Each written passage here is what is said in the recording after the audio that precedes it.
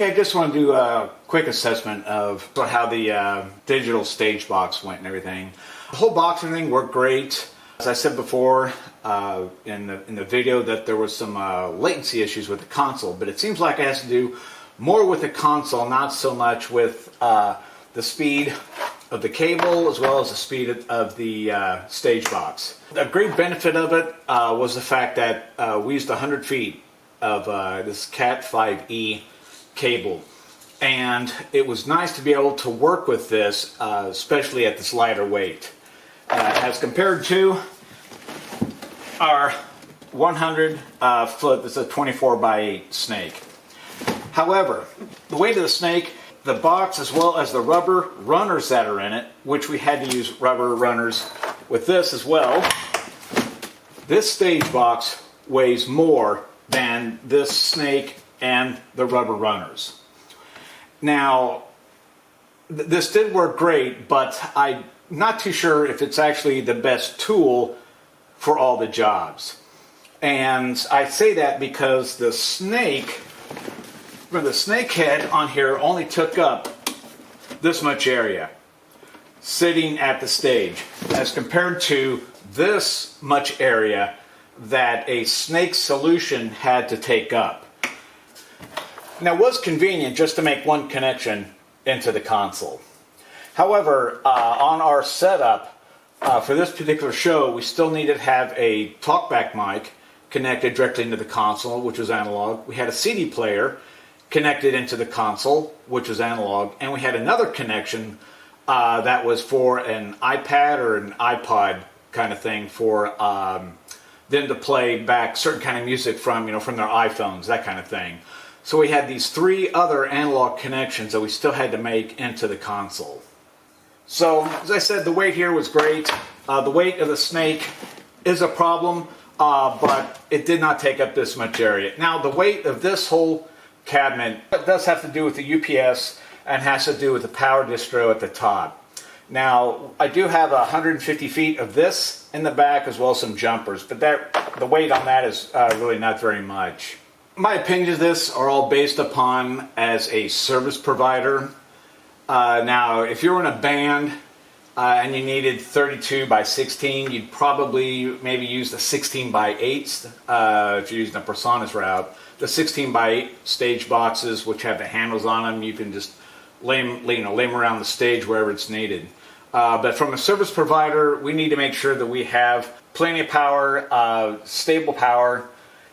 So all in all, I mean, the digital did fine, but I really think it may have maybe for us, a limited use, just because it's a lot faster deploying an actual snake than it is this. Because for us, I'm going to say this, for at least for a 16 input show, which is what we just did, it doesn't take hardly any time at all to connect 16 inputs analog into a console. Now, if we were doing a full, let's say I'm going to do maybe a 24 or 32 input show, then maybe we would use this on it. The convenience of it was nice, but for this particular show, this may not have been the best choice. But as I said, analog is a tool, digital is a tool.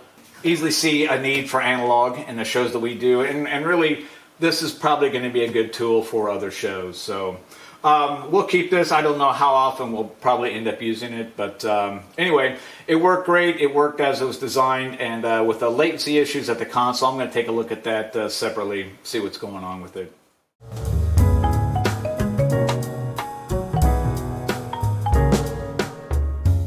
All right, just something I want to show you really quick on a microphone, different type of connectors on microphone cable ends.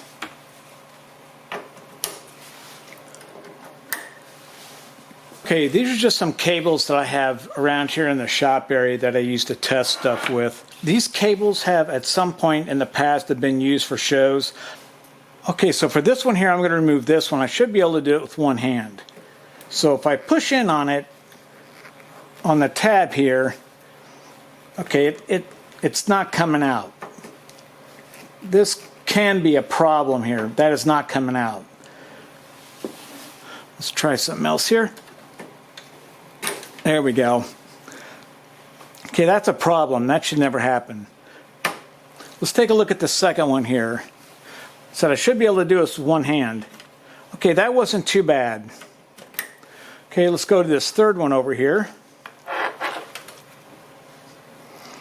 Okay, that just comes out like nothing.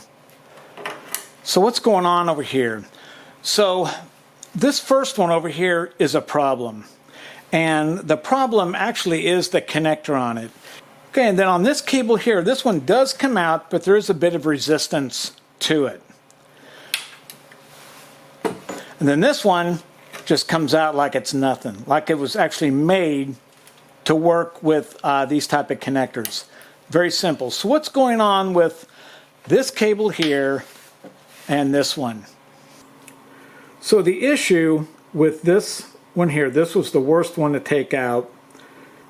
As you can tell on here, there's a cut out area. You can see where it's brighter on the inside of the barrel. That is where there is a slight ridge, and the locking mechanism attaches within that ridge. Well, actually underneath the ridge on the inside of the barrel, here. Now, the other one that did okay has the same type of ridge in it, but it's a little bit more defined. So it takes still just a slight amount of effort to pull it out, but nothing like it does with this one. Now these kinds of connectors may work in other snakeheads, but these are definitely problematic with the Presonus stage box. Okay, now here is the mic cable that functioned really well with the stage box, and you can tell there's no ridge in this one. There is an opening, and that's where that latch connects into. And here we go. Compare it with pretty much the worst one here. You can tell the differences between them. These others may be okay. I'll say this. I've never had any one of these ever get stuck in a snake, but I cannot say that about this type here. So anyway, just wanted to share that with you, just something to keep aware of when you're looking at cables. Dennis at front of house said that there was a delay of sound coming out of the PA. It's like about a 1 second delay. So what I'm doing here is I'm going to just try to get something set up to closely replicate the environment that the system was in when that delay occurred. I think it may have more to do with the console than it actually had to do with the digital snake, but we're going to give it a try, see if we can cause the same problem again. Okay, everything's come up, it looks like, with the blue light there you see on the right hand corner next to the red light. In fact, the red light just shows that everything's muted here. We'll unmute that, but the blue light shows that the console and the stage box are synced. Okay, and in this setup, I'm going to have an MP3 player playing, which I think is on this one here. I've also got a vocal mic coming in through here, and then I've got one monitor. Then over here, I've got the front of house. All right, so we got the lights lowered here a little bit. Our mic is in 4, which means our MP3 player is in the other one. What's that, 8? All right.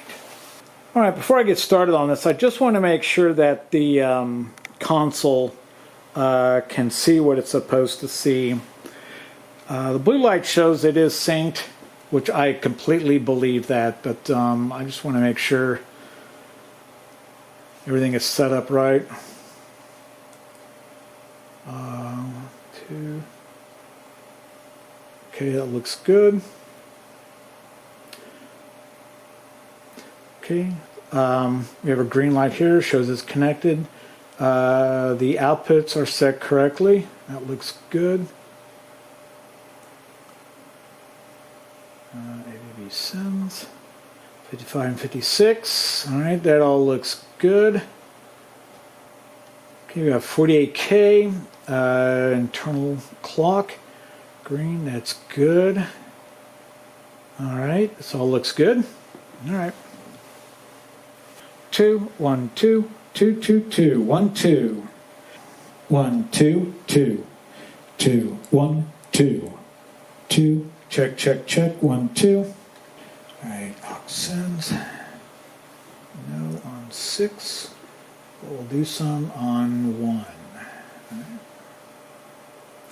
2, 1, 2, 2, 2, 2. Okay, so for in here, I've just set everything as flat as it is. I'm not too concerned with gating, compression, EQ, or anything like that. The microphone looks fine. Let's switch over to the MP3 player.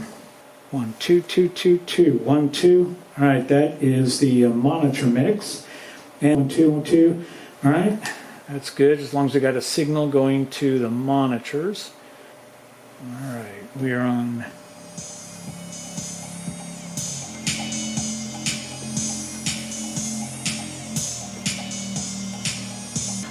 All right, let's let that run for a minute. Check, check, check. 1, 2, 1, 2, 1, 2.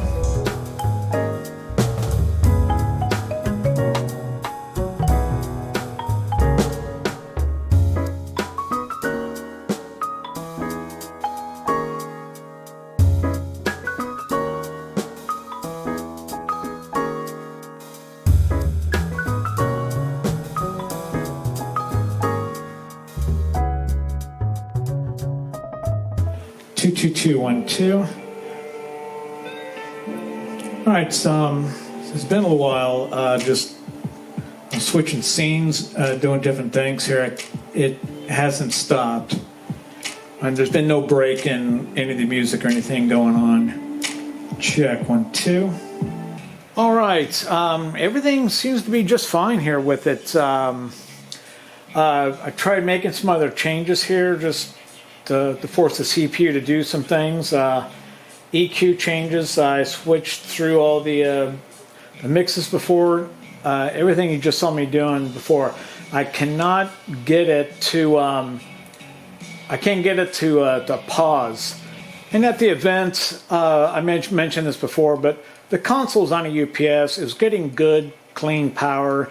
So there 99.9 probability of no issues with power that would have caused something, and the same with the stage box. Right now the stage box is on the UPS, so it's getting good clean power. And I just want to make sure here, yeah, we're using the same project and the same scene. This is a computer. The stage box is a computer. First and foremost, they're computers, and as such, there's always these certain issues. Anyway, we try to do our due diligence to make sure that we've got the cleanest power possible, because power fluctuations, either with the hertz, in other words, the frequency, or sometimes voltage swings, can cause issues with computers, which is the reason why we put all the stuff that we have, all the stuff that we can, we put it on UPSs. All right, well, I was hoping to find something which would make me feel better that, okay, I can point my finger at something saying, okay, this is what it is. But that didn't happen, which also maybe is a good thing, because it's maybe there really isn't anything wrong with the console, wrong with the stage box. All right, well, sorry for a big non-event here. Just wanted to follow up. Thanks for watching.